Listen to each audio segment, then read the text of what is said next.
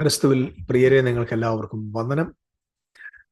മത്തായിയുടെ സുവിശേഷത്തിൽ 24 അധ്യായം, മർക്കോസ് 13 അധ്യായം, ലൂക്കോസിന്റെ സുവിശേഷം 21 അധ്യായം. ഈ 3 അധ്യായങ്ങളിൽ കർത്താവായ യേശുക്രിസ്തു തന്റെ ഒലിവുമലയിലെ പ്രഭാഷണത്തെ സുവിശേഷകന്മാർ രേഖപ്പെടുത്തിയിരിക്കുന്നത് കാണാം. യെരൂശലേം ദേവാലയത്തിന്റെ നാശം, കർത്താവായ യേശുക്രിസ്തുവിന്റെ പ്രത്യക്ഷത, കാലത്തിന്റെ അവസാനം. ഞാൻ ഇന്ന് ഒരു വീഡിയോയിൽ ചെറിയ ക്ലിപ്പ് കാണിക്കാൻ പോകും. ഞാൻ ആരംഭത്തിൽ ഒരു കാര്യം പറയാൻ ആഗ്രഹിക്കുന്ന ഡിസ്ക്ലൈമറായിട്ട്, ഒരിക്കലും ഈ പറയുന്ന വീഡിയോയിൽ ദൈവദാസനെ വിമർശിക്കാനല്ല. അദ്ദേഹം ഒരു സ്റ്റാൻഡേർഡായിട്ട് സംസാരിക്കുന്ന മനുഷ്യനാണ്. പക്ഷെ അദ്ദേഹം സംസാരിക്കുന്നതും ഫ്യൂച്ചറിസ്റ്റിക് വാദമായതുകൊണ്ട്, മാന്യനായ ഒരു മനുഷ്യനായതുകൊണ്ടും, അദ്ദേഹത്തിന്റെ ആ ഭാഗം എടുത്ത് വിശദീകരിക്കുന്നതിനകത്തൊരു കാര്യം ഉള്ളത് കൊണ്ടാണ് ഞാൻ എടുക്കുന്നത്. അല്ലാതെ ഇഷ്ടംപോലെ അന്ത്യകാല പ്രഭാഷകരുണ്ട്, ചുമ്മാ കടന്ന് വെറുതെ സംസാരിക്കുന്നവർ. പക്ഷെ ഇദ്ദേഹം അല്പ സ്കോളാസ്റ്റിക്കലി സംസാരിക്കുന്ന ആളായതുകൊണ്ടും അദ്ദേഹത്തിനകത്ത് പറയുന്നത് വല്ല കഴിവുണ്ടോ എന്ന് മനസ്സിലാക്കാൻ വേണ്ടിയാണ് ഞാൻ ഈ വീഡിയോ എടുക്കുന്നത്. അതുകൊണ്ട് കുറ്റപ്പെടുത്താനല്ല, വിമർശിക്കാനല്ല എന്ന ആദ്യത്തെ ബോധ്യത്തോടു കൂടെ ഞാൻ ആ വീഡിയോയിലേക്ക് നിങ്ങളുടെ ശ്രദ്ധയെ ഒന്ന് കൊണ്ടുവരാൻ ആഗ്രഹിക്കും. ജസ്റ്റ് ഒരു നിമിഷം അത് നമുക്കൊന്ന് മനസ്സിലാക്കാൻ നോക്കാം.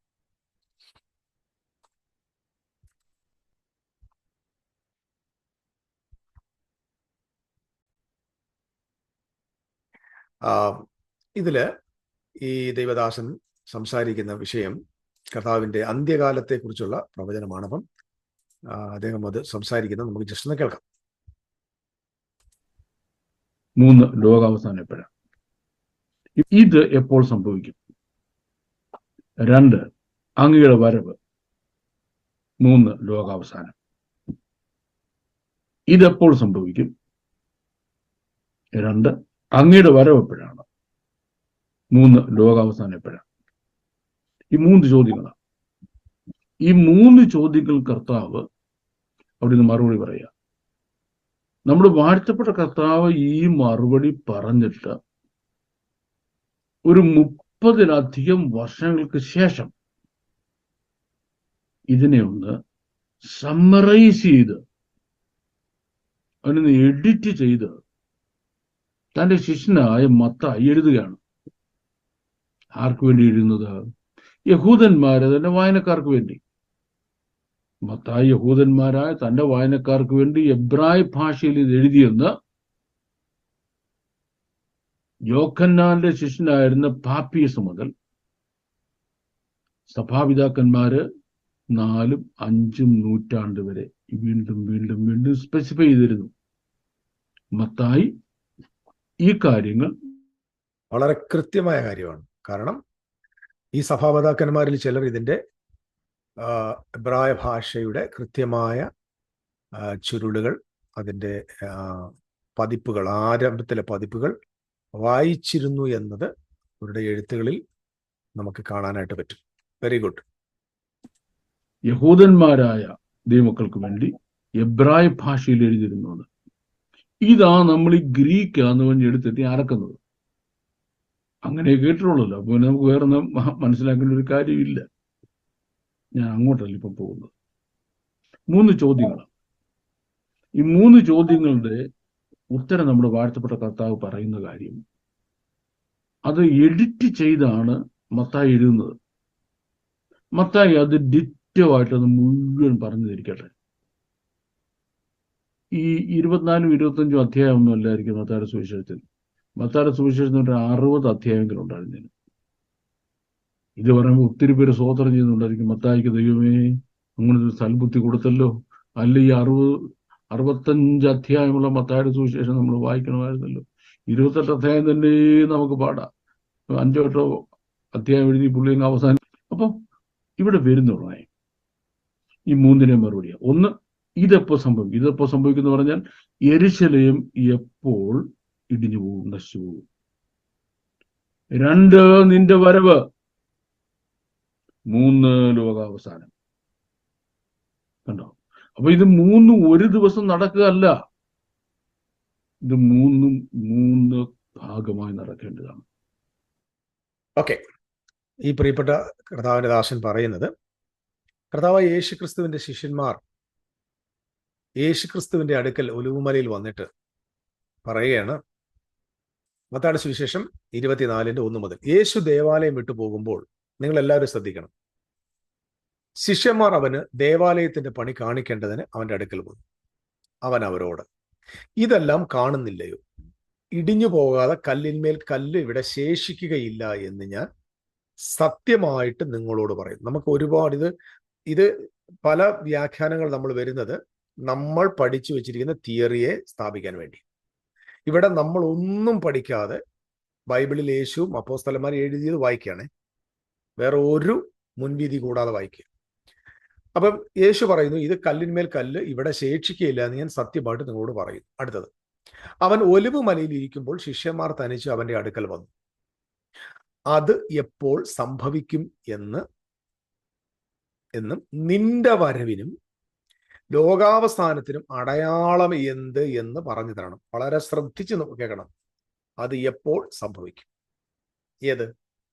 ദേവാലയം കല്ലിന്മേൽ കല്ല് ശേഷിക്കയില്ല എന്ന് പറഞ്ഞത് എപ്പോൾ സംഭവിക്കും? ഇവിടുത്തെ പശ്ചാത്തലം അതാണല്ലോ. കർത്താവ് പറഞ്ഞു കല്ലിന്മേൽ കല്ല് ശേഷിക്കില്ല. അപ്പോൾ ഇത് കേട്ടിട്ടാണല്ലോ യേശുക്രിസ്തുവിന്റെ അപ്പോസ്തലന്മാർ വന്നിട്ട് എവിടെ യേശുവിനോട് നമുക്കിനി ജസ്റ്റ് ഇതിന്റെ മത്തായിയുടെ വേർഷൻ പകരം ലൂക്കോസ് എന്താ എഴുതിയിരിക്കുന്നത് നോക്കിയാൽ, ലൂക്കോസിന്റെ സുവിശേഷം 21-ാമത്തെ അധ്യായത്തിലേക്ക് പോകണം. അവിടെ കർത്താവായ യേശുക്രിസ്തു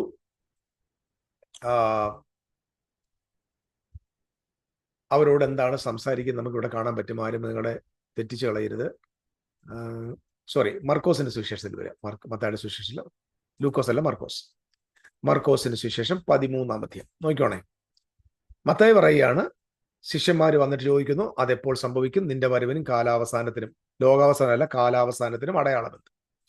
സെയിം തിങ് മാർക്കാണ്. ഇപ്പം നമുക്ക് എല്ലാവർക്കും അറിയാം, മാർക്കാണ് ഇത് ആദ്യം എഴുതിയെന്ന് പറയുന്നു. മാർക്കിൽ നിന്നാണ് മറ്റിതര ഇത് സിനോപ്റ്റിക് ഗോസ്പൽ ആണ്, നമുക്കെല്ലാം അറിയുന്നത്.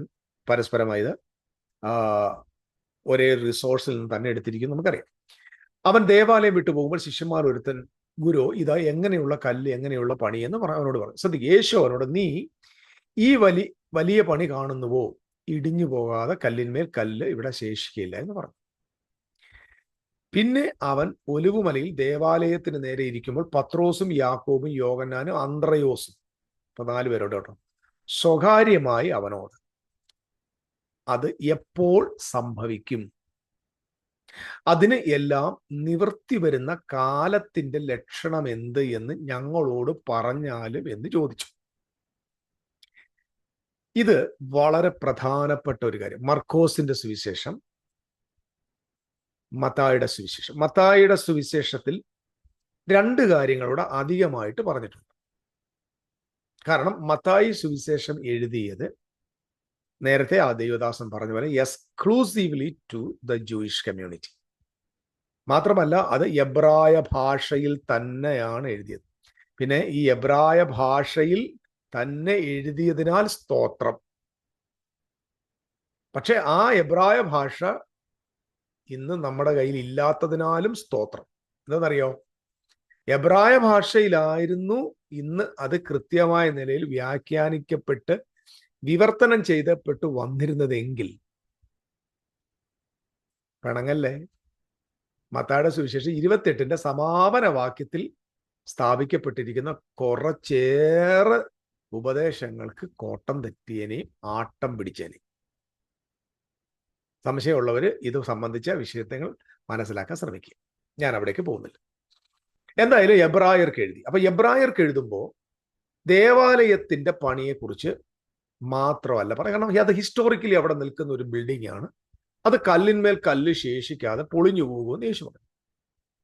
പക്ഷെ ജൂവിനെ സംബന്ധിച്ചിടത്തോളം, ശ്രദ്ധിച്ചു കേൾക്കണം, ജൂവിനെ സംബന്ധിച്ചിടത്തോളം ദേവാലയവുമായി ബന്ധപ്പെട്ട്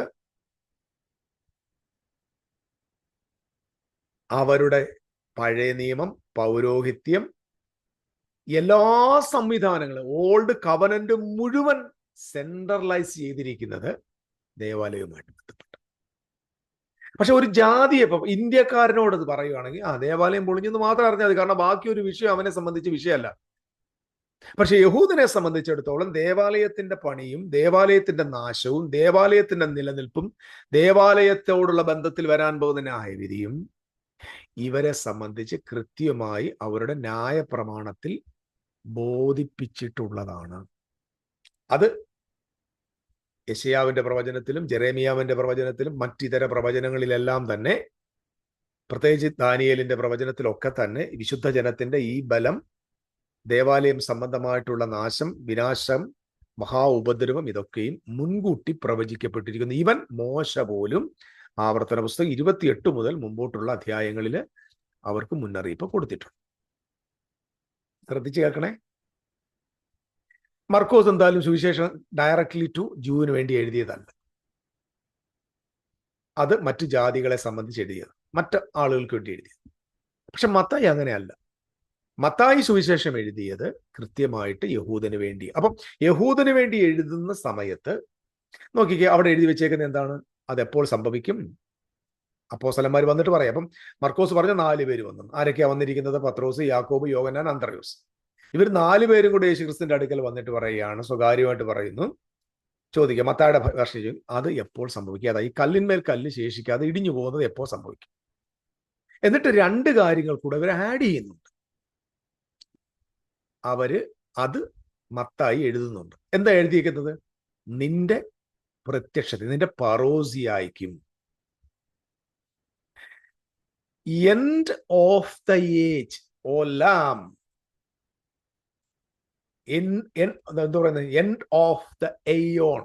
ഹീബ്രു അല്ലല്ലോ, aeon.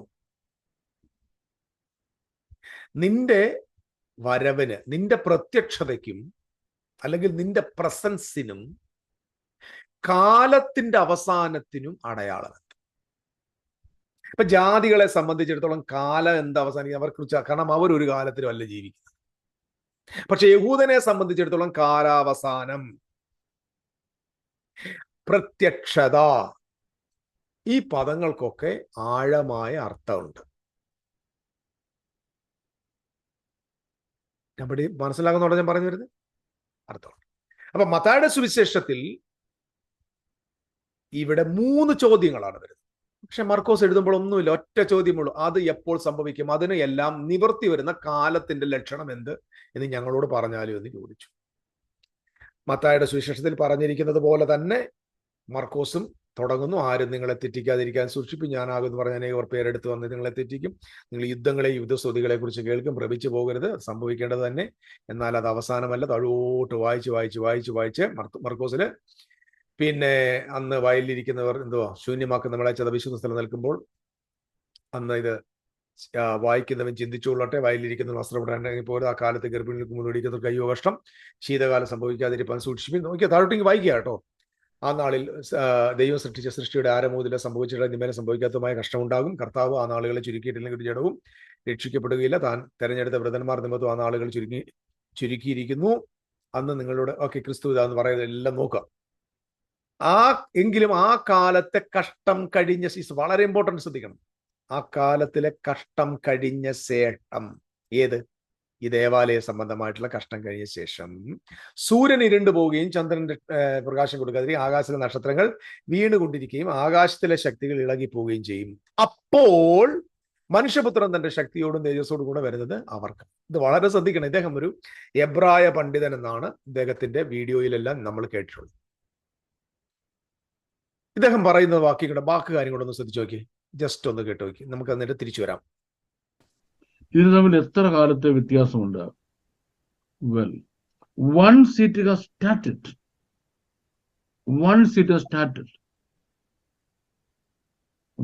started, there is a long period in which these 3 things have to take place.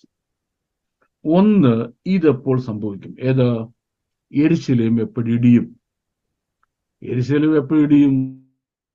ശ്രദ്ധിച്ചേക്കണം. ഇദ്ദേഹം പറഞ്ഞു വരുന്നത്, നിങ്ങൾ വേണമെങ്കിൽ ആ വീഡിയോ ശ്രദ്ധിച്ചു നോക്കിയാൽ ഇന്ത്യ കാലത്തെ കുറിച്ചുള്ള അദ്ദേഹത്തിന്റെ വീഡിയോ ആണ്. അദ്ദേഹം പറയാണ്, ഈ 3 ചോദ്യങ്ങൾക്കും 3ഉം ഒരുമിച്ചല്ല സംഭവിക്കും. ഇത് അദ്ദേഹത്തിന്റെ മാത്രമല്ല, മുഴുവൻ ഫ്യൂച്ചറിസ്റ്റുകാർ,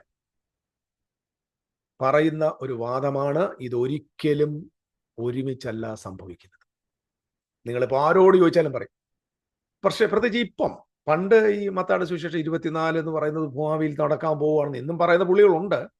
എന്നാൽ ചില വിവരവും ബോധമൊക്കെ ഉള്ള ആളുകൾക്ക് മനസ്സിലായി ഇത് ദേവാലയം സംബന്ധിച്ച് പറഞ്ഞ കാര്യങ്ങൾ ഇതിനകത്തുണ്ട്.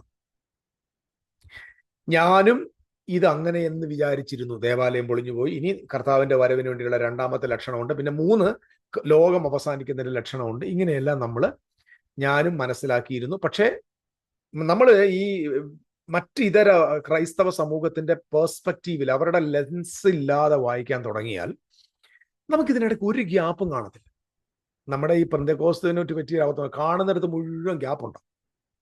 ഉൽപ്പത്തി 1:1-നും ഉൽപ്പത്തി 1:2-നും ഇടയിൽ ഒരു ഗ്യാപ്പുണ്ട്. അത് വല്ലാത്ത ഗ്യാപ്പ്. ആ ഗ്യാപ്പ് എന്ന് പറഞ്ഞാൽ ആയിരക്കണക്കിന് കോടിക്കണക്കിന് വർഷങ്ങൾ വ്യത്യാസം. ശരി, നമിച്ചു, ആയിക്കോട്ടെ. ദാനിയേലിന്റെ പ്രവചനം 9-ാം അധ്യായത്തിന്റെ 24 മുതൽ പറഞ്ഞിരിക്കുന്ന 70 ആഴ്ചവട്ടക്കാലത്തിന്റെ 69-ാമത്തെ ആഴ്ചവട്ടത്തിനും 70-ാമത്തെ ആഴ്ചവട്ടത്തിനിടയിൽ ഒരു ഗ്യാപ്പ് ഉണ്ട്. എവിടാന്ന് ദൈവം തമ്പുരാൻ പോലും അറിയത്തില്ല. അങ്ങനെ ഒരു ഗ്യാപ്പ് സ്വർഗത്തിലെ നിത്യനായ ദൈവത്തിന് പോലും അറിയത്തില്ല. പക്ഷെ നമ്മുടെ ആളുകൾ ഒരു ഗ്യാപ്പ് കണ്ടുപിടിച്ചു. അതുപോലെ തന്നെ ഇപ്പൊ ഇവിടെ 2 ഗ്യാപ്പ് ഇട്ടേക്കുക. ഒന്ന്, ദേവാലയത്തിന്റെ നാശം എപ്പോൾ സംഭവിക്കും? ഒരു ഇൻസിഡന്റ് ആണ്. അദ്ദേഹം അതിന് കൃത്യമായ മറുപടി കൊടുക്കുന്നുണ്ട്. അത് യഹൂദന്മാരോടാണ് പറയുന്നത്, അത് ഇന്ത്യക്കാരോടൊന്നും അല്ല പറയുന്നത്. അത് വളരെ രസകരമായി താൻ പറയുന്നുമുണ്ട്. ശബത്ത് നാളിൽ സംഭവിക്കാതിരിക്കാൻ സൂക്ഷിച്ചുകൊള്ളുവിൻ, ഗർഭിണികൾക്ക് മുല കുടിക്കുന്നവർക്ക് അയ്യോ കഷ്ടം. അന്ന് യെരുശലേമിലുള്ള യഹൂദികളുള്ളവർ മലകളിലേക്ക് ഓടിപ്പോകട്ടെ എന്ന് പറയുന്നത് അത് ഒരിക്കലും ഭൂമിയിൽ ഇന്ന് എവിടെയും സംഭവിക്കേണ്ടതല്ല, അവിടെ സംഭവിക്കേണ്ടതാണ് കൃത്യം പറഞ്ഞു. Very good. പക്ഷെ അദ്ദേഹം പറ്റിയെന്ന് പറയുമ്പോൾ അത് സംഭവിച്ചു, അത് നടന്നാണ്. ഇനി രണ്ടാമത്തത് കർത്താവിന്റെ വരവാണ്, മൂന്നാമത്തത് ലോകാവസാനം. ബാക്കി വീഡിയോയിൽ താൻ പറയുന്നതിലൂടെ ജസ്റ്റ് ഒന്ന് കേൾപ്പിച്ച ശേഷം ഞാൻ തിരിച്ചു, എന്നിട്ട് നമ്മൾ നേരത്തെ മുതലുള്ള വിശദീകരണത്തിലേക്ക് വരുന്നു. സൈന്യങ്ങൾ യെരുശലേമിനെ വളയുന്നത് കാണുമ്പോൾ നിങ്ങൾ മനസ്സിലാക്കിക്കോണം, യെരുശലേം നശിക്കാറായി, വീഴും. അന്ന് നിങ്ങൾ വീട്ടിന് മുകളിൽ ഇരിക്കുന്നവര് പുതപ്പെടുക്കാൻ താഴ്ത്തു വരരുത്, അവിടെ നിങ്ങൾ പൊക്കോണമെന്ന്, അവിടെ നിങ്ങൾ പൊയ്ക്കോണം. അത് അന്ന് ഗർഭിണികൾക്ക് മുല കുടിക്കുന്നവർക്ക് അയ്യോ കഷ്ടം. അത് നിങ്ങളുടെ ഓടിപ്പോക്കാം. അത് ശബത്തിലും ശീതകാലത്തിലും ആകരുത്. ശബത്തിൽ ഒരു യഹൂദന് 200 ക്യൂബിറ്റ്സ്, 2000 ക്യൂബിറ്റ്സ്, 2000 മുഴം നടക്കുന്നതിന് ഇനി ശീതകാലം, വിന്റർ ഏതാ? ശബത്തിൽ ശീതകാലം.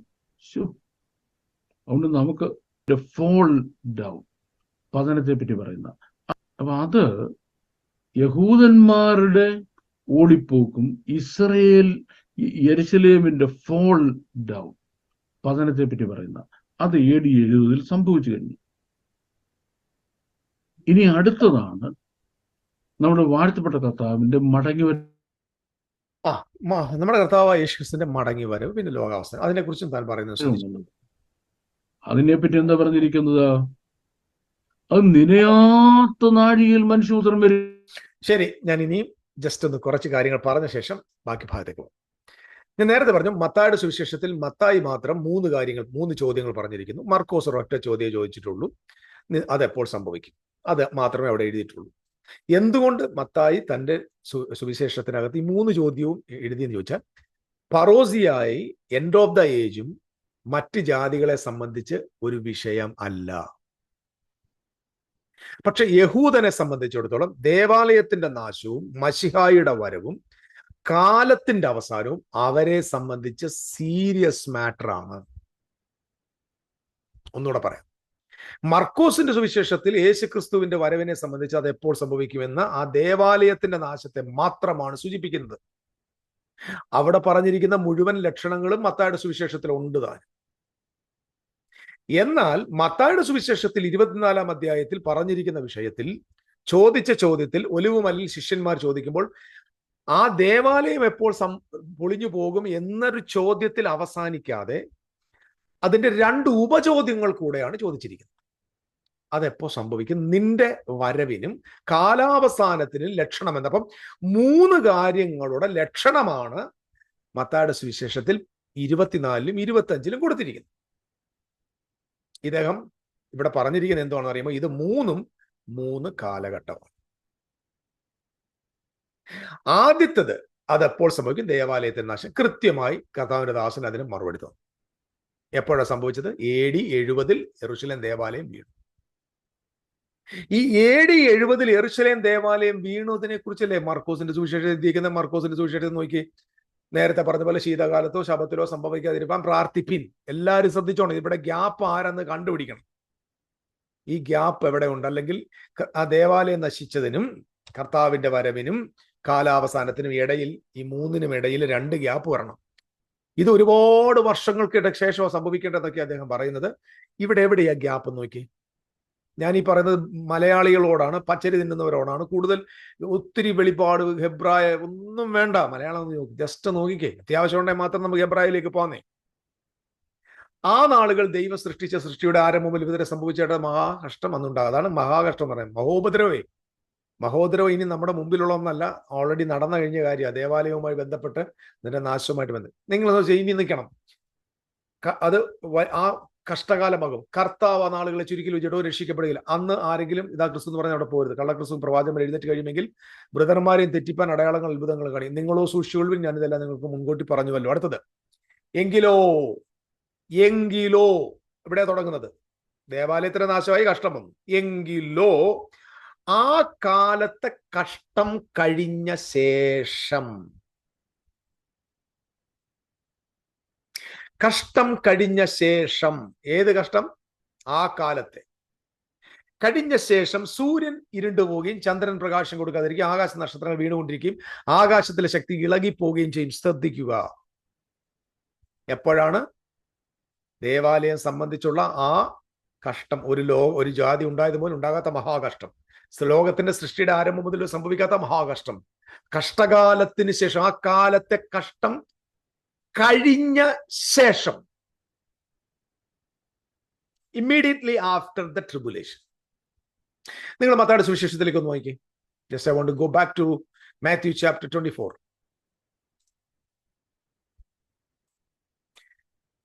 നോക്കിക്കേ, ഇതും അങ്ങനെ തന്നെയാണ്. മരുഭൂമിയിൽ ഓടിപ്പോയ ശവങ്ങളെടുത്ത് മിന്നൽ കിടക്കുന്ന അടുത്ത് നോക്കിയാൽ അതിന് മുകളിൽ പറയുന്നുണ്ട്, കള്ളക്രിസ്തുക്കളുടെ പുറമെ എഴുന്നേൽക്കാൻ വൃദ്ധന്മാരെ തെറ്റിപ്പാൻ വലിയ അടയാളം അത്ഭുതം കാണിക്കാൻ നമ്മൾ മർക്കോസ് വായിച്ചു. ഓർത്തുകൊള്ളി, ഞാൻ മുൻകൂട്ടി പറഞ്ഞിരിക്കുന്നു, അവിടെയുണ്ട്. ആകയാൽ നിങ്ങളോട് ധാറകൾ എന്ന് പറഞ്ഞാൽ പോകരുത്. മിന്നൽ, ശ്രദ്ധിക്കണം, മിന്നൽ കിഴക്ക് നിന്ന് പുറപ്പെട്ട് പടിഞ്ഞാറോളം വിളങ്ങും പോലെ മനുഷ്യപുത്രന്റെ വരവാകും.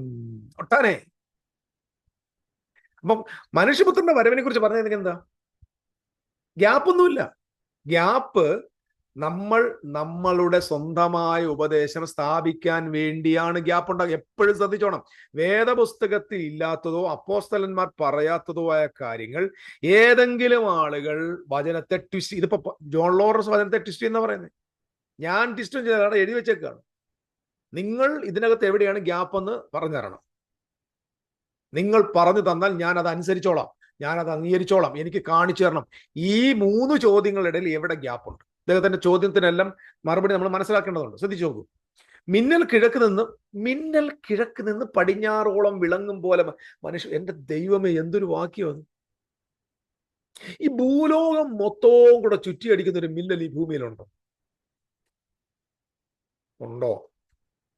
പുനലൂരുകാരനായ ഞാൻ താമസിക്കുന്ന വീടിനടുത്ത് ചിലപ്പോൾ മിന്നലടിക്കും. കരവാളൂർ പഞ്ചായത്തിൽ അത് അടിക്കാറില്ല, മുനിസിപ്പാലിറ്റി ഇപ്പോൾ അടിക്കാറൊന്നുമില്ല, ഇവിടെ മാത്രമേ അടിക്കത്തുള്ളൂ. മിന്നൽ ഒരിക്കലും ഒരു ആഗോള അപ്പൊ വേണേ പറയാം, മിന്നൽ എന്ന് പറയുന്നത് അതൊരാണ്. ശരി, ആയിക്കോട്ടെ, സമ്മതിച്ചു. കിഴക്ക് നിന്ന് പടിഞ്ഞാറോട്ട് മിന്നൽ അടിക്കുന്നത് പോലെ മനുഷ്യപുത്രന്റെ വരവാകും എന്ന് പറഞ്ഞാൽ ഇത് ഭൂലോകം മുഴുവൻ കവർ ചെയ്യുന്ന ഒരു പ്രശ്നമല്ല. ഞാൻ കുറ്റപ്പെടുത്താൻ പറയില്ല, ഇദ്ദേഹം വളരെ ആഴമായ എബ്രായ പണ്ഡിതനായ ഒരു മനുഷ്യനാണ്. അദ്ദേഹത്തെ ആക്ഷേപിക്കാനുള്ള ഒരു യോഗ്യത എനിക്കില്ല. എങ്കിലും ഈ മനുഷ്യന് ഈ ലോകാവസാനം എന്ന് പറയുമ്പോൾ, ഇദ്ദേഹം എബ്രായ കാര്യം പഠിച്ച ആളല്ല, കൃത്യമായിട്ട് അറിയാലോ എവിടെയാൽ ബൈബിളില് ലോകം അവസാനിക്കുമെന്ന് എഴുതിയേക്കുന്നത്. ഈ കാണുന്ന പ്ലാനറ്റ് മൊത്തം, ഈ ഭൂമി മൊത്തം കത്തിപ്പോകുമെന്ന് എവിടെ എഴുതിയിരിക്കും? ഇദ്ദേഹം എബ്രായ പണ്ഡിതനാകുമ്പോൾ ഈ സൂര്യൻ ഇരുണ്ടു പോകും, ചന്ദ്രൻ രക്തതുല്യമാവും, നക്ഷത്രങ്ങൾ താഴെ വീഴും എന്നൊക്കെ പറഞ്ഞിരിക്കുന്ന ഈ പ്രതിഭാസങ്ങൾ അക്ഷരീയമായി സംഭവിക്കുമെന്ന് എവിടെ പഴയ നിയമത്തിൽ എബ്രായ ഭാഷ എഴുതിയിട്ടുണ്ട്? എബ്രായ ഭാഷയിൽ ഈ വിഷയങ്ങൾ എവിടെയെങ്കിലും എഴുതിയിട്ടുണ്ടെങ്കിൽ അത് ഓരോ രാജ്യത്തിനോടുള്ള ബന്ധത്തിൽ സംഭവിക്കാൻ പോകുന്ന ജഡ്ജ്മെന്റുമായി ബന്ധപ്പെട്ടാണ്. നമുക്കത് യെശയ്യാവിന്റെ പ്രവചനത്തിൽ 13 കാണാൻ പറ്റും, 19 കാണാൻ പറ്റും, നഹൂമിന്റെ പ്രവചനം 1-ാമത്തെ അധ്യായത്തിൽ കാണാൻ പറ്റും, ജെറേമിയാവിൽ കാണാൻ പറ്റും. സൂര്യനിന് പോകുന്നു, നക്ഷത്രരാശികൾ പ്രകാശം കൊടുക്കാതിരിക്കുന്നു, ഭൂമി കിടുകിടാകീർന്ന് അദ്ദേഹം പറയുന്നുണ്ട്, ഭൂമിയെല്ലാം നശിച്ചു പോകുന്നുണ്ട്. ശ്രദ്ധിക്കും, ഞാൻ അതിലേക്കും വരുന്നുണ്ട്. ഇവിടെ നോക്കിയേ, മിന്നൽ കിഴക്കുന്ന പടിഞ്ഞാറോളം വിളങ്ങുപോലെ മനുഷ്യത്തെ വരാകും, ശവമുള്ളിടത്ത് കഴുക്കൽ കൂടും. അടുത്തത്, അക്കാലത്തെ കഷ്ടം കഴിഞ്ഞ ഉടനെ. അക്കാലത്തെ കഷ്ടം കഴിഞ്ഞ ഉടനെ. അക്കാലത്തെ കഷ്ടം കഴിഞ്ഞിട്ട് കുറേ വർഷങ്ങൾക്ക് ശേഷം എന്നല്ല, ഉടനെ. ഈ ഉടനെ എന്ന വാക്കിന് വല്ല അർത്ഥമുണ്ടോ? എന്റെ ഉടനെ ഒന്ന് പറയൂ എന്റെ ചേട്ടായി.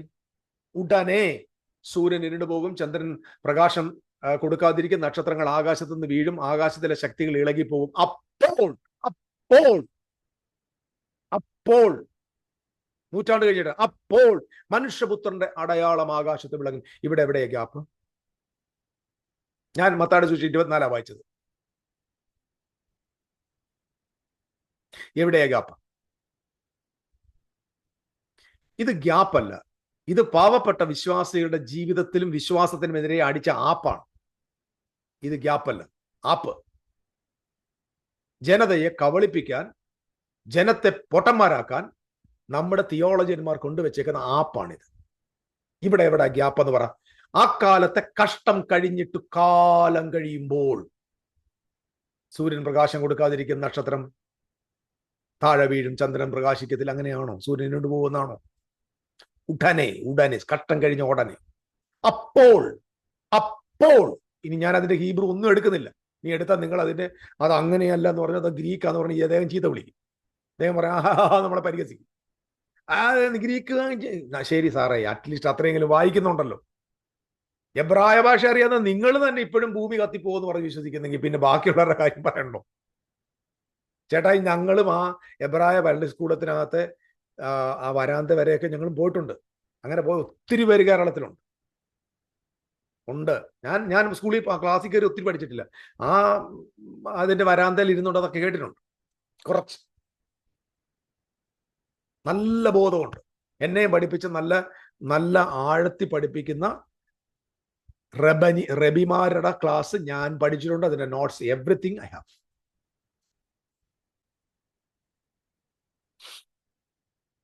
അഹങ്കാരം പറയല്ല പ്ലീസ്. ഞാൻ എനിക്ക് വേണ്ടി സംസാരിക്കല്ല, ജനത്തിനു വേണ്ടി സംസാരിക്കുക. ഇവിടെ എവിടെയാണ് ഗ്യാപ്പ്? അപ്പോൾ മനുഷ്യപുത്രന്റെ അടയാളം ആകാശത്തോട്. അന്ന് ഭൂമിയിലെ സകല ഗോത്രങ്ങൾ വിലപിച്ചുകൊണ്ട് മനുഷ്യപുത്രൻ ആകാശ മേഘങ്ങളിൽ വരുന്നത്, ശക്തിയോട്, മഹാശക്തിയോടും ദേശത്തോട് വരുന്നത് കാണും. അപ്പോൾ അപ്പോൾ there is no gap. കഷ്ടം കഴിഞ്ഞ ഉടനെ സൂര്യൻ ഇടുന്നു, അത് കഴിഞ്ഞ ഉടനെ മനുഷ്യപുത്രനെ വെളിപ്പെടും. ഇതിന് എവിടെ ഗ്യാപ്പ് കണ്ടെത്തി? ഏത് വേദപുസ്തകത്തിന്റെ ആധികാരികത? It is only depends on dispensationalism. ഡാർബിയാണ് ഇതിന് കാരണക്കാരൻ. ഇത് യേശുവും അപ്പോസ്തലന്മാരും അല്ല. Just let us go back to മാർക്കിലേക്ക് ഒന്ന് നോക്കി. മാർക്കോസിന് സുവിശേഷം 13-ാമത്തിൽ വരുമ്പോൾ നോക്കിയേ, അപ്പോൾ കഷ്ടം കഴിഞ്ഞ ഉടനെ എന്ന് പറഞ്ഞിട്ട്, അപ്പോൾ മനുഷ്യപുത്രൻ തന്റെ വലിയ ശക്തിയോടും ദേശത്തോടും മേഘത്തിൽ വരുന്ന അവർ കാണും. അന്ന് അവൻ തന്റെ ദൂതന്മാരെ അയച്ച് തന്റെ വ്രതന്മാരെ ഭൂമിയുടെ അറുതുമുതൽ വരെ ആൽദിക്കിൽ നിന്ന് ചേർക്കും. ശ്രദ്ധിച്ച് കേൾക്കുക. ഇപ്പൊ ഇവിടെ അദ്ദേഹം പറഞ്ഞു വരുന്നത്, ഇതിന് 3 ചോദ്യങ്ങൾക്ക് 3 കാലഘട്ടമാണ്, ഒരുമിച്ച് സംഭവിക്കുന്നതല്ല. ഞാൻ അഗ്രി ചെയ്യുന്നു. ദേവാലയം AD 70 നിന്ന് അറ്റ്ലീസ്റ്റ് നിങ്ങൾ പറഞ്ഞതിൽ അഭിമാനിക്കുന്നു. അത്രയും പോലും ബുദ്ധിയില്ലാത്തവന്മാർ ഈ അന്ത്യകാലം പഠിപ്പിച്ചുകൊണ്ട് കേരളത്തിലുള്ളത് ആ കേരളത്തുകാരുടെ ഗതികേട്. അറ്റ്ലീസ്റ്റ് AD 70 ഇത് സംഭവിച്ചു. ആ മത്തായിയുടെ സുവിശേഷത്തിൽ പറഞ്ഞിരിക്കുന്ന കുറച്ച് കാര്യങ്ങളെങ്കിലും നിവർത്തിയായി എന്ന് പറഞ്ഞതിൽ എനിക്ക് കർത്താവിന് സ്തോത്രം, അഭിമാനിക്കുന്നു. പക്ഷേ പറോസിയായിക്കും എൻഡ് ഓഫ് ദ ഏജിനും ഇടയിൽ ഗ്യാപ്പ് ഉണ്ട് എന്ന് പറഞ്ഞ് സ്ഥാപിക്കേണ്ട. അദ്ദേഹം പറഞ്ഞ 2-ാമത്തെ കാര്യങ്ങൾ നോക്കി. ഏത് നാഴികയിൽ വരും നിങ്ങൾക്ക് അറിയാൻ വയ്യാത്തതുകൊണ്ട്. ഇതാണ് അടുത്ത ചോദ്യം. കർത്താവായ യേശു ക്രിസ്തുവിന്റെ വരവിനെ സംബന്ധിച്ച് നമുക്ക് ഒരു ഐഡിയ ഇല്ല. അപ്പം ഇവർ ചോദിച്ച ചോദ്യം, എപ്പോൾ ആലയം പൊളിയും, 2 നിന്റെ വരവ്, 3 കാലത്തിന്റെ അവസ്ഥ. ഈ 3നും അടയാളം ചോദിച്ചത്. അപ്പൊ 3ന് അടയാളം ചോദിച്ചു, ആലയത്തിന്റെ അടയാളം മാത്രം പറഞ്ഞു. വരവിനെ കുറിച്ച് പറഞ്ഞേക്കുന്നത് എന്താ? മത്തായി 24:36 ആ നാളും നാഴികയും സംബന്ധിച്ച് ആരറിയുന്നില്ല? മനുഷ്യപുത്രൻ അറിയുന്നില്ല, ദൈവദൂതന്മാരും അറിയുന്നില്ല, പിതാവ് മാത്രമേ അറിയുന്നു. ഞാനൊരു കൊച്ചു ചോദ്യം ചോദിച്ചോട്ടെ. ആ നാളും നാഴികയും സംബന്ധിച്ച് മനുഷ്യപുത്രൻ അറിയുന്നില്ല. എന്നാൽ യേശുക്രിസ്തു അപ്പൊ ദൈവം അല്ലേ എന്ന് ചോദിക്കുന്ന ചോദ്യങ്ങൾ ഒത്തിരി ഉണ്ട്. ഞാൻ അവിടെ പോയിട്ടൊന്നും പറയുന്നില്ല. പിതാവിന് മാത്രം അറിയാവുന്ന കാര്യമാണ്. നാളെ നാഴിക എന്താണെന്നുള്ളത് കൃത്യമായി നമ്മൾ മുമ്പ് വീഡിയോയിൽ പറഞ്ഞിട്ടുണ്ട്. അത് ഒരു ലാംഗ്വേജ് ആണ്, ഒരു ഇഡിയമാണ് എബ്രായ ഭാഷയില്. അതായത് it is connected with Rosh ഹഷന്ന. Rosh ഹഷന്നയുടെ പ്രത്യേകത എന്താണ്? പാസ് ഓവർ, പുളിപ്പില്ലാത്തപ്പത്തിന്റെ പെരുന്നാൾ, ആദിബലക്കറ്റയുടെ പെരുന്നാൾ, പെന്തിക്കോസ്ത്, യോൻ കപൂർ, സുക്കോത്ത്. ഈ 6 ഉത്സവങ്ങൾക്കും കൃത്യമായ ഡേറ്റ് ഉണ്ട്. എന്നാൽ ഇതിനിടയ്ക്കുള്ള 6-ാമത്തെ ഉത്സവമായിരിക്കുന്ന ഈ റോഷ് ഹഷനായിക്ക് മാത്രം ഡേറ്റ് ഉണ്ട്, തിശ്രീ മാസം 1-ാം തീയതി. But it is not depend on calendar, it's depend on the rising of the moon. മൂണിന്റെ ഉദയമാണ്, ബർത്ത് ഓഫ് ദ മൂൺ.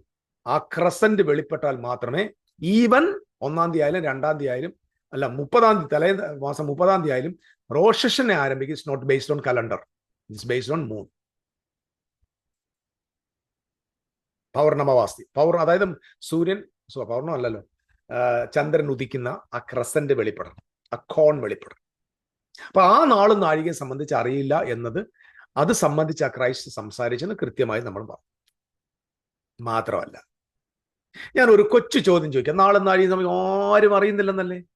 ഇനി നിങ്ങൾ just turn to the book of John, epistles, യോഹന്നാന്റെ ലേഖനത്തിലേക്ക് നമ്മൾ പോയി കഴിഞ്ഞാൽ, യോഹന്നാന്റെ ലേഖനത്തിൽ പോയി കഴിഞ്ഞാൽ 1 യോഹന്നാൻ അതിന്റെ 2-ാം അധ്യായത്തിന്റെ 18-ാം വാക്യത്തിൽ, കുഞ്ഞുങ്ങളെ, ഇപ്പോൾ അന്ത്യനാഴിക ആകുന്നു. അന്ത്യനാഴികയാകുന്നു. ഇപ്പോൾ അന്ത്യനാഴികയാകുന്നു എന്ന് പറഞ്ഞാൽ അർത്ഥം എന്താണ്? നാളും നാഴികയും അറിയത്തില്ല എന്നല്ലേ യേശു പഠിപ്പിച്ചേ? പക്ഷേ യേശു സ്വർഗാരോഹണം ചെയ്തു. ഏകദേശം ഇത് എഴുതുന്ന കാലഘട്ടം 60-ന് ശേഷം വന്നപ്പോ the Holy Ghost revealed that particular truth to the Apostle John. This is the end, the last hour.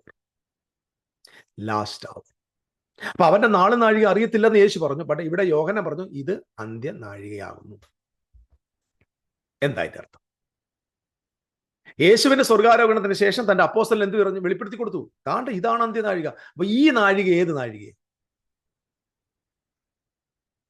പറയാൻ പറ്റൂ? ഇത് വേറെ എന്തിൻ്റെയും നാഴികയാണ്?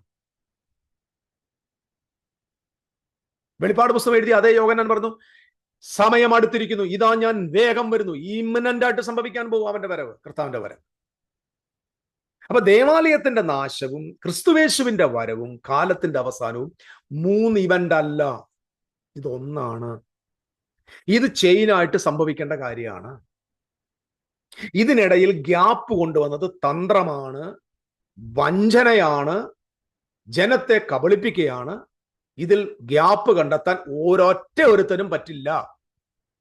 അദ്ദേഹം പറഞ്ഞ മറ്റൊരു കാര്യം കൊണ്ടുണ്ട്, ലോകം എപ്പോൾ അവസാനിക്കും. ഞാൻ അതുകൂടെ പറഞ്ഞ ശേഷം നമുക്ക് സ്റ്റോപ്പ് ചെയ്യാം. You avoid all the spiritual slumber.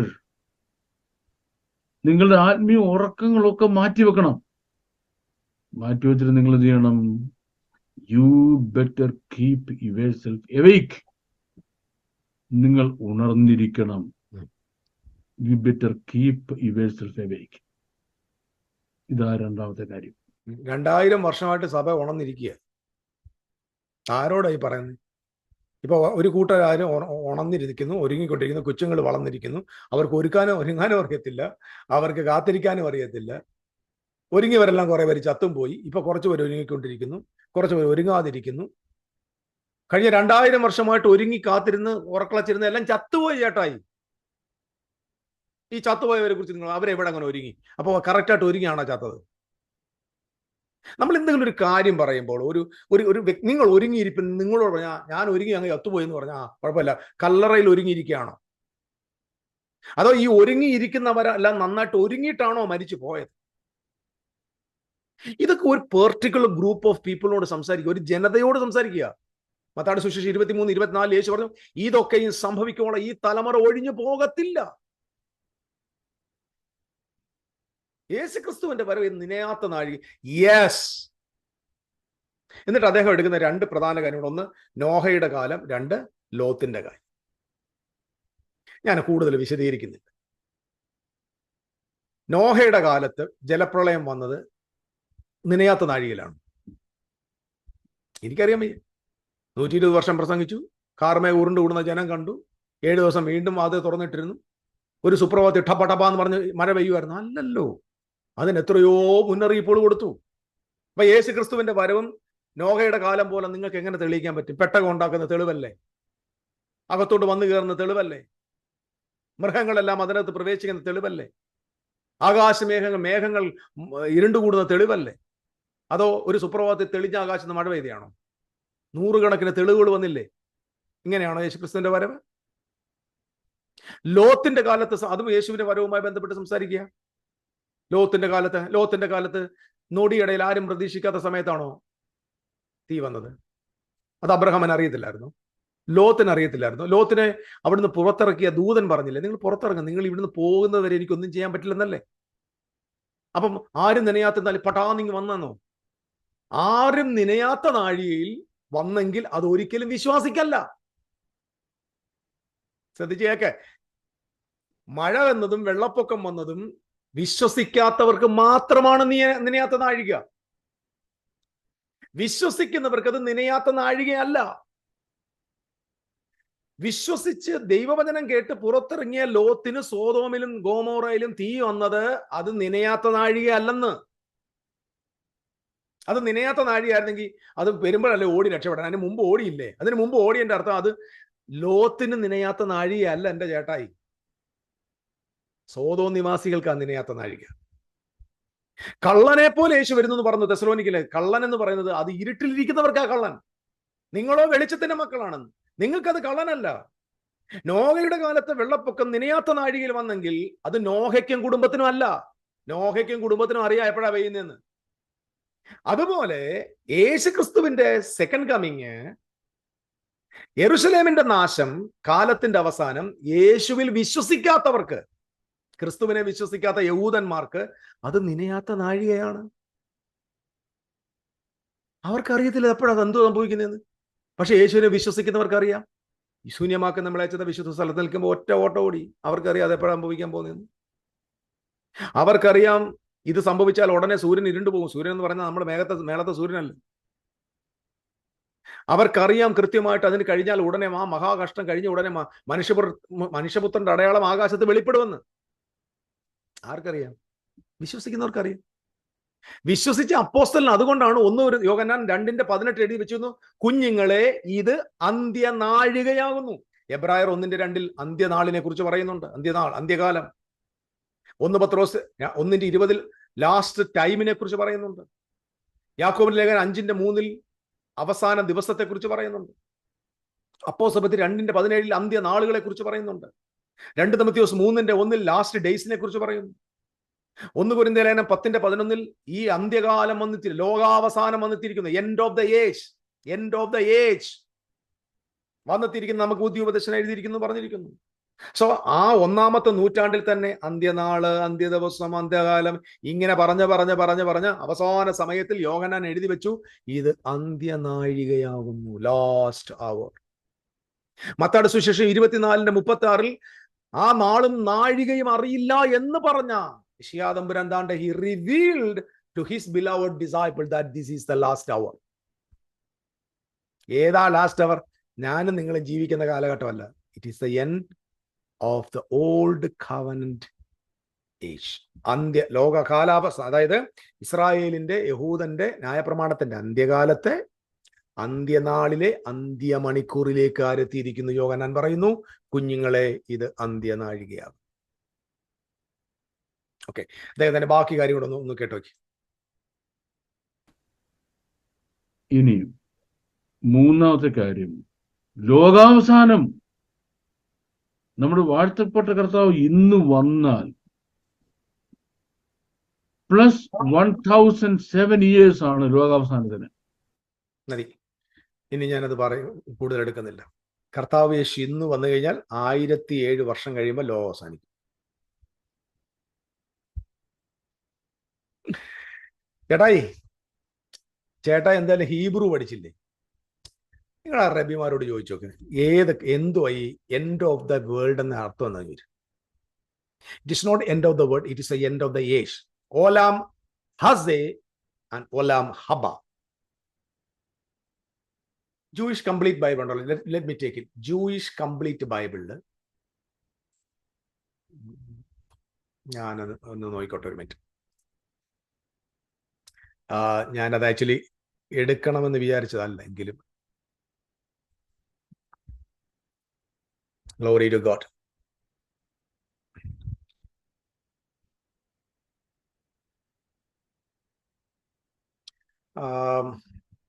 Jewish Complete Bible chapter Olam Haban Olam Hazi എന്ന് നമുക്ക് കാണാൻ പറ്റും.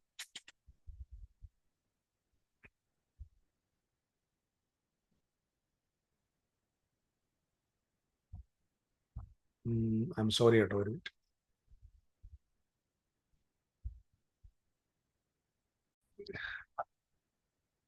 ഒരു നിമിഷം. ജൂയിഷ് കംപ്ലീറ്റ് ബൈബിൾ, അതായത് യഹൂദന്മാരുടെ ആ ഹീബ്രുവില് പറയുന്ന ബൈബിൾ ഇങ്ങനെ. Matthew chapter 24 verse 1.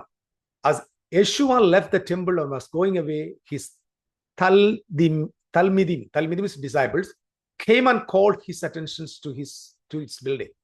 But he answered them, you see all these? Yes, I tell you, they will be totally destroyed. Not a single stone will be left standing.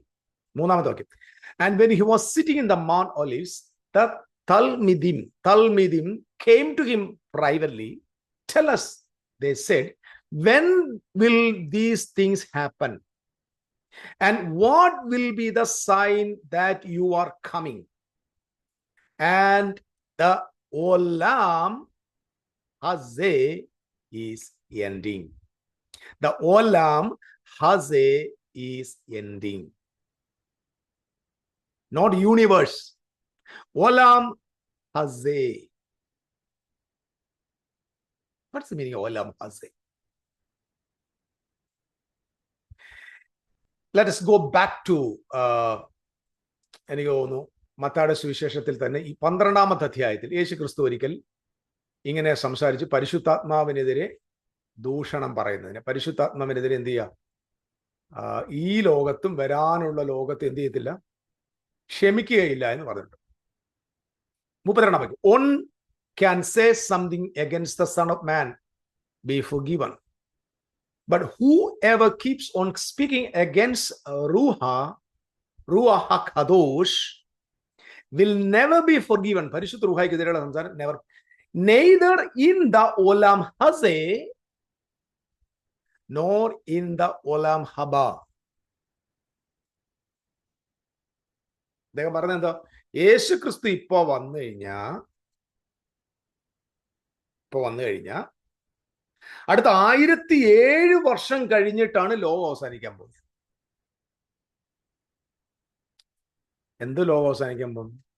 എല്ലാ ഭൂമിയും കത്തി അങ്ങ് പോകാൻ പോകും. വളരെ വിചിത്രമായ തിയോളജി അവർ പഠിപ്പിക്കുന്നു. എന്നിട്ട് പുത്തനാകാശം, പുതിയ ഭൂമി വരാൻ പോകുന്നു. ഞാൻ ഇദ്ദേഹത്തിന് തന്നെ വീഡിയോ, ചില കാര്യങ്ങൾ അടുത്ത വീഡിയോയിൽ വരുന്നുണ്ട്. സൃഷ്ടി ദൈവപുത്രന്മാർ, ഞാൻ ചിരിച്ച് ചത്തുപോയി അദ്ദേഹത്തിന്റെ മെസ്സേജ്.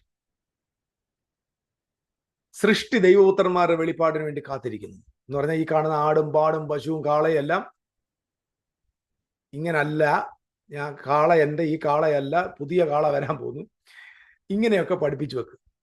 ഇവിടെ ഒലാം ഹബ ആൻഡ് ഒലാം ഹസ എന്ന് പറഞ്ഞാൽ എന്താ? This age and age to come. End of this age, ഒലാം ഹസേ means the age of Moses. യേശുക്രിസ്തുവിന്റെ വരവിൽ എന്താ സംഭവിക്കാൻ പോകുന്നത്? ഓലാം ഹസേ സ്റ്റോപ്പ് ആകുകയും ഓലാം ഹബ്ബ ആരംഭിക്കുകയും ചെയ്യും. ഇനി ഞാൻ പറഞ്ഞതിനകത്ത് പ്രൊനൗൺസിയേഷൻ തെറ്റുണ്ടെങ്കിൽ സോറി, ക്ഷമിക്കുക, എനിക്കിങ്ങനെ അറിയത്തുള്ളൂ. End of this age and the beginning of the age to come. Age to come, the age of the Lord Jesus Christ. Second covenant. ഒരു കാര്യം ഞാൻ പറയാം, നമ്മൾ ഇന്ന് കണ്ടുകൊണ്ടിരിക്കുന്ന ഈ narrations are false. destruction of the temple, end of the age, and the parousia, the coming of Christ.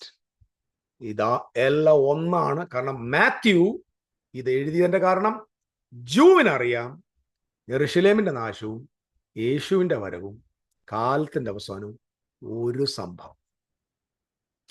കേൾക്കാൻ ചെവി ഉള്ളവർ കേൾക്കുക, അല്ലാത്തവർ എന്തെങ്കിലുമൊക്കെ വിശ്വസിച്ച് എങ്ങനെയൊക്കെ ജീവിച്ച് എങ്ങനെയൊക്കെ ചാകുക. ഇത്ര എനിക്ക് പറയാനുള്ളൂ. അടുത്ത വീഡിയോ നമുക്ക് കാണാം. ദൈവം എല്ലാവരെയും അനുഗ്രഹിക്കട്ടെ. പിന്നെ ഇത് നിങ്ങൾക്ക് അനുഗ്രഹമായെങ്കിൽ, ആരുടെയെങ്കിലും കണ്ണിൽ ഇത് തുറക്കണമെന്ന് ആഗ്രഹമുണ്ടെങ്കിൽ നിങ്ങൾ ഇത് അവർക്ക് അയച്ചു കൊടുക്കും. ഈ മണ്ടത്തരങ്ങളും പൊട്ടത്തരങ്ങളും പഠിപ്പിക്കുന്ന പാസ്റ്റർമാർക്ക് ഇത് അയച്ചു കൊടുക്കും. എന്നിട്ട് ജനങ്ങളെങ്കിലും ബോധവാന്മാരെ, എന്തായാലും ഉപദേശിമാർ ബോധവാന്മാരാകത്തില്ല. കാരണം അത് അവരുടെ കഞ്ഞിയാണ്. IPC, church of God, Sharon fellowship, age ഒരു ദൈവദാസന്മാർക്കും ഇത് പ്രസംഗിക്കാൻ പറ്റില്ല. പാവങ്ങൾ നിസ്സഹായരാണ്. പറയാൻ പോയി കഴിഞ്ഞാൽ എൻ്റെ അവസ്ഥയായിരിക്കും, ഒന്നര അവർ ചവിട്ടി പുറത്താക്കും. അവർക്ക് മക്കളുണ്ട്, എനിക്കും ഉണ്ട് കേട്ടോ, കുടുംബമുണ്ട്, എല്ലാം ഉണ്ട്. പാവങ്ങൾക്ക് ഒരു നിക്കക്കളി ഇല്ലാതാവും. കാരണം ഈ സംഘടനകളെ, ഈ രാഷ്ട്രീയ നേതാക്കന്മാർക്ക് ഒരു ബോധവും പൊക്കണവും വിവരവും ഇല്ല. അവർക്ക് അവരുടെ സ്ഥാനവും മാനവും പണവുമേ ഉള്ളൂ. അതുകൊണ്ട് ദൈവമക്കൾ, ഞാൻ ദൈവമക്കളോട് പറയാം, നിങ്ങളെങ്കിലും ബോധവാന്മാരാകണം. കാരണം നിങ്ങളെ ആരും പുറത്താക്കാനൊന്നുമില്ലല്ലോ. IPC പുറത്താക്കിയാൽ നിങ്ങൾ ചർച്ച കൂടി പോകാം, അല്ലെ അവിടെ പോയി ഇവിടെ പോ, അല്ലെ എവിടെയെങ്കിലുമൊക്കെ പോയി രക്ഷപ്പെടാം. ഈ പാസ്റ്റർമാർക്ക് പറ്റത്തില്ല, വാഹങ്ങൾ രക്ഷപ്പെടത്തില്ല, അവർക്ക് ഒരു നിവർത്തിയില്ല. അതുകൊണ്ട് അവർ എന്നെ തെറി വിളിക്കുക രക്ഷപ്പെടത്തുള്ളൂ. അത് കള്ളമാണ്, ജോൺ ലോറൻസിന്റെ പ്രസംഗം കേൾക്കാൻ പാടില്ല എന്നൊക്കെ പറയാം. എൻ്റെ പൊന്നു മക്കളെ, നിങ്ങൾ എന്തായാലും ഇന്ത്യയിൽ ജീവിക്കുന്നവരാണ്, വോട്ടവകാശം ഉള്ളവരാണ്, ഇന്ത്യൻ പൗരനാണ്. നിങ്ങളുടെ കഴുത്തേൽ ആരും കയറി പിടിക്കത്തില്ല. ഇത് കേട്ടു നോക്കി സത്യമാണെന്ന് ബോധ്യമാണെങ്കിൽ ബൈബിളിൽ ചെക്ക് ചെയ്യുക. അല്ലെങ്കിൽ ഈ വേദപണ്ഡിതൻ, ഞാൻ നേരത്തെ ആ വീഡിയോയിൽ പറഞ്ഞിരിക്കുന്ന പ്രിയപ്പെട്ട ബാബു പാസ്റ്റർ, നിങ്ങൾ എവിടെ ആ ഗ്യാപ്പ് എന്നൊന്ന് പറഞ്ഞു തരണം. അത് നിങ്ങളുടെ ഉത്തരവാദിത്വം. ഞാനതൊന്നും പ്രതീക്ഷിക്കുന്നില്ല. ഗ്യാപ്പില്ലെന്ന് എനിക്ക് നല്ലപോലെ അറിയാം. ഗ്യാപ്പ് ഉണ്ട്, രണ്ട് വാക്യങ്ങളിടയിലുള്ള സ്പേസ് ബാർ, അത്രേ ഉള്ളൂ. There is no more gap. It's already done. അനുഗ്രഹിക്കട്ടെ. Thank you. God bless U.